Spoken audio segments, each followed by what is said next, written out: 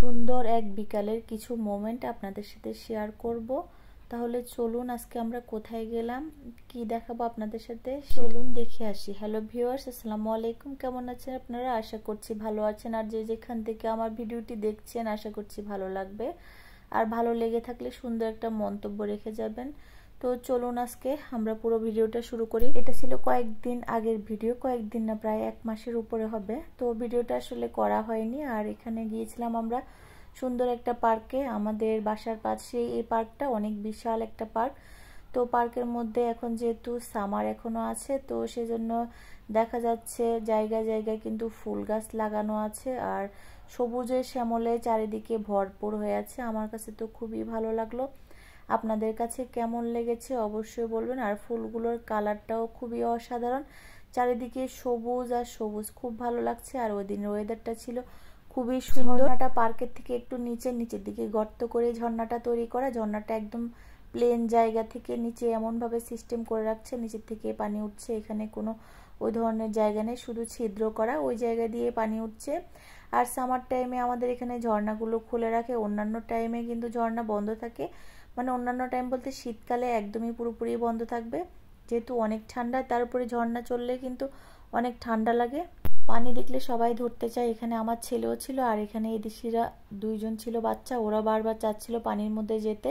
তো আমার ছেলেও ভাবতেছে ও কি ধরতে পারে কিনা। তো হাঁটতে হাঁটতে চলে আসলাম এখানে। এটা ছিল ইন্দোনেশিয়ান একটা মেলা। তো সেই মেলায় আসলে আমরা আসছিলাম। মেলার সাথে সাথে ওরা কনসার্টও করতেছিল, মানে কয়েকটা স্টল বসিয়েছে ওই ধরনের না। তো আমরা সবাই মিলে আসলাম এখানে দেখার জন্য। আর ইন্দোনেশিয়ান কনসার্টে আসলে কখনো ভাবে আসি নাই। তো এখানে আমার মেয়ে একটা টিচার কাছে প্রাইভেট পড়ে, ইংলিশ প্রাইভেট। তো ওর টিচারও এখানে ডান্স করবে। কনসার্ট শুরু হওয়ার আগে আমরা একটু ঘুরে ফিরে স্টলগুলো দেখতেছিলাম কি আছে। কিছুই ওই ধরনের নেই, আমরা যতক্ষণে গিয়েছি ততক্ষণে প্রায় শেষ হয়ে গিয়েছে। স্টল মেবি বসেছিল বোধহয় সকাল থেকে। আমরা একদম কনসার্ট যখন শুরু হবে তখনই গিয়েছিলাম, প্রায় সন্ধ্যা লেগে আসছিল তখন। তো ওই ধরনের আর কিছু ছিল না, সামান্য একটু খাবার দাবার ছিল, তো একটু কিনে নিলাম আমরা, সবাই মিলে খেলাম খাওয়ার ওখানে। আর ইন্দোনেশিয়ান খাবার আর কেমনই হবে। আর কত কিছু কিছু দোকান ছিল ফটো মটো উঠানোর জন্য কিছু জিনিসপত্র। তো সবাই এমনভাবে দাঁড়িয়ে আছে, কেন দাঁড়িয়ে আছে আসলে আমি নিজেও জানি না। আর এখানে মনে হয় কফি বিক্রি করতেছিল, ভুলে গেছি, আসলে অনেকদিন আগে গিয়েছিলাম তো। আর এখন কনসার্ট শুরু হওয়ার আগে এরা মিউজিক বাজাচ্ছিল, বিভিন্ন ইনস্ট্রুমেন্ট বাজিয়ে মিউজিক হচ্ছিল, গান না শুধু ইনস্ট্রুমেন্ট বাজাচ্ছিল। তো আমরাও সামনে থেকে দেখতেছিলাম, আর সবাই অনেকে ছিল ভিডিও করতেছিল, একদম সামনে থেকে আমরা দেখতেছিলাম। আর ইনস্ট্রুমেন্টগুলা দেখতে আমার কাছে মনে হলো যেন একটু অন্যরকম, সবগুলোই কেমন জানি।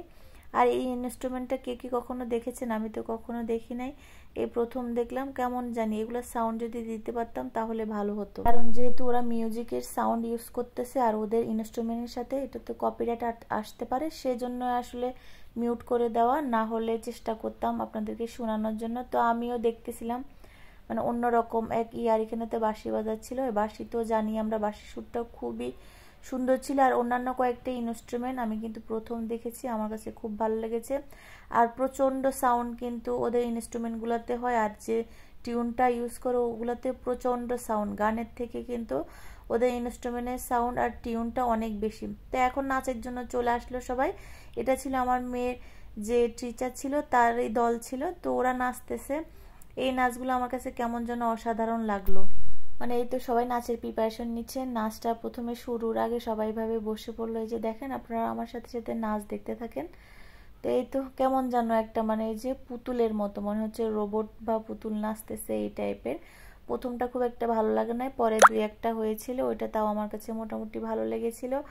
আর সবাই তো ক্যামেরা মোবাইল নিয়ে ধরে রেখেছে, সবাই ভিডিও করতেছে, আমিও করেছি, খুব বেশি না, একটুখানি করেছি। আর এদেশে যেমন আমাদের দেশে কনসার্ট হলে প্রচুর মানুষ থাকে, এদেশে কিন্তু তেমন না ওই ধরনের মানুষ আসলে।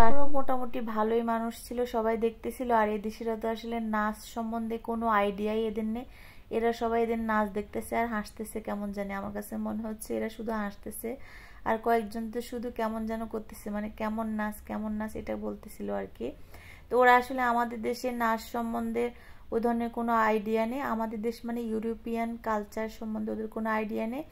ওরা হচ্ছে দাঁড়ায় দাঁড়ায় শুধু নাচবে, একটু কোমর দুলাই দুলাই, ওরা অন্য টাইপের আর কোনো নাচ পারে না।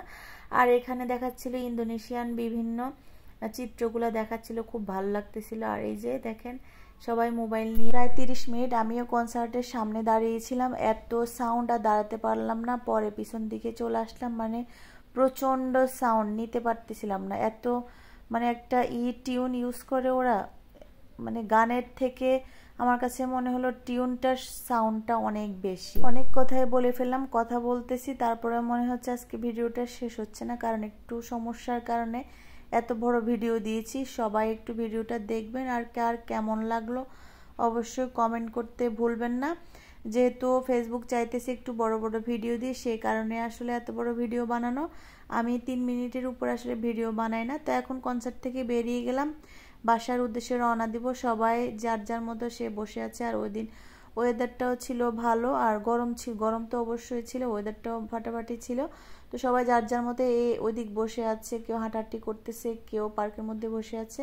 তো আজকের ভিডিওটা এই পর্যন্ত। আল্লাহ হাফেজ।